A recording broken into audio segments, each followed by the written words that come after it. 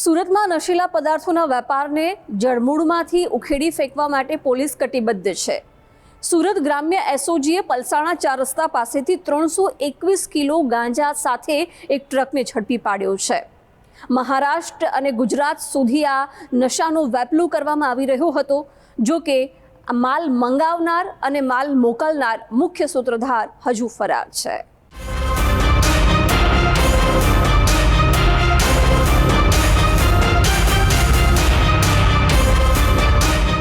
સુરતના ગ્રામ્ય વિસ્તારોમાં સ્થાનિક સ્વરાજ્યની ચૂંટણીઓને લઈને પોલીસનો સખત બંદોબસ્ત ગોઠવાયેલો છે।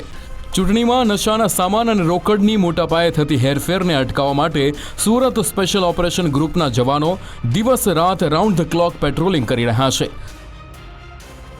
નશા મુક્ત સુરત અભિયાન હેઠળ ચોક્કસ બાતમી મળતા જ સુરત એસઓજીએ પલસાણા ચોકડી પાસે વોચ ગોઠવી અને બાતમી મુજબ મહારાષ્ટ્ર પાસિંગનો ટ્રક દેખાતા જ પોલીસ જવાનોએ પીછો કરીને તેને આંતરી લીધો। આ ટ્રકની તલાશી દરમિયાન 321 કિલો જેટલો વિશાળ માત્રામાં ગાંજાનો જથ્થો ઝડપાયો। આ સાથે પોલીસે 2 આરોપી સાહિલ પઠાણ અને અફરોઝ પઠાણની ધરપકડ કરી લીધી છે। આ બંને ઝડપાયેલા આરોપીઓ મૂળ મહારાષ્ટ્રના વતની છે અને ઓડિશાના ખોરદા નજીકથી ગાંજાનો મોટો જથ્થો લઈ અનેક રાજ્યોની સરહદ પસાર કરીને છેક ગુજરાત સુધી પહોંચવામાં સફળ રહ્યા હતા। યુવાધનને બરબાદ કરતા નશાના નેટવર્કનો મુખ્ય સૂત્રધાર અરબાઝ પઠાણ હોવાનું બંને આરોપીઓની પ્રાથમિક પૂછપરછમાં પોલીસને જાણવા મળ્યું છે। ઓડિશાથી ગાંજાનો વિશાળ જથ્થો લઈને આવતા સાહિલ પઠાણ અને અફરોઝ પઠાણને સચિન વિસ્તારના બદલે છેલ્લી ઘડીએ વાસદ સુધી માલ લઈ જવાનો ઓર્ડર મળ્યો હતો। ઓડિશામાં કોઈ આલોક નામના ઈસમે આટલો વિપુલ પ્રમાણમાં ગાંજો ભરી આપ્યો હતો।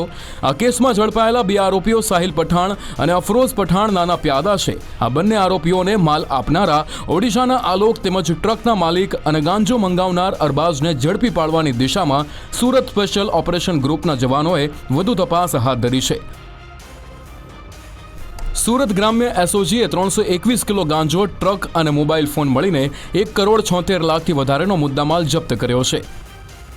એ વખતે પલસાણા 4 રસ્તા ઉપર વાહન ચેકિંગ વખતે એક ટ્રક MH20 GC 1026 નંબરની વાહન ચેકિંગ દરમિયાન રોકેલ અને તેની તલાશી લેતા ડ્રાઈવરની કેબિનમાંથી અને કેબિનના ઉપરના ભાગેથી અલગ અલગ પેકેટ મળી આવેલ, જેનું પરીક્ષણ કરાવી અને વજન કરાવતા કુલ 321 કિલો અને 700 ગ્રામ જેટલો ગાંજાનો જથ્થો મળી આવેલ હતો અને ટ્રકના ડ્રાઈવર સાહિલ પઠાણ અને ક્લીનર અફરોઝ પઠાણ આ બંનેની સ્થળ ઉપર ધરપકડ કરવામાં આવેલી। આ ગાંજાનો જથ્થો મોકલનાર અફરોઝે ઓરિસ્સાથી મંગાવેલો હતો અને આરોપીઓના જણાવ્યા અનુસાર તે જથ્થો તે વાસદ પહોંચાડવાના હતા અને ત્યારથી પછી આગળનું એમને સૂચના મળવાની હતી। સુરતના રેન્જ આઈજી પ્રેમવીર સિંહ અને સુરત ગ્રામ્ય એસપી રાજેશ ગઢિયાએ ડ્રગ્સ માફિયાઓ પર વધુ આક્રમકતાથી કાર્યવાહી કરવાના આદેશ કર્યા છે। આરોપીઓએ પોલીસની નજરથી બચવા માટે ટ્રકની બોડીમાં ખાસ ચોરખાનું બનાવીને વિશાળ જથ્થો છુપાવ્યો હતો। જો કે સુરત પોલીસની બાજ નજરથી ગાંજાની ગુણીઓ અને આરોપી બચી ન શક્યા। આ નશાના નેટવર્કના તાર સુરતની સાથે જ દક્ષિણ ગુજરાત અને મહારાષ્ટ્ર સુધી પ્રસરેલા હોવાની શક્યતા છે। આ ગાંજાનો વિશાળ જથ્થો મંગાવનારા અરબાઝે અગાઉ પણ નશાનો સામાન અનેકવાર ચોક્કસ મંગાવ્યો હશે।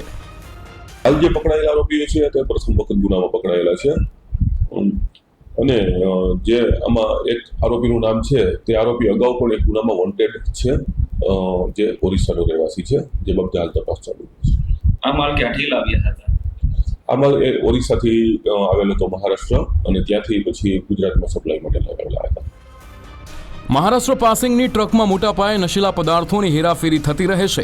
આ વિશાળ ગાંજાનો જથ્થો સચિનના બદલે છેલ્લી ઘડીએ વાસદ સુધી લઈ જવાનો ઓર્ડર મળતા જ આરોપીઓ ઝડપાઈ ગયા। સુરત ગ્રામ્ય પોલીસે તમામ આરોપીઓ વિરુદ્ધ NDPS એક્ટ હેઠળ ગુનો નોંધ્યો છે।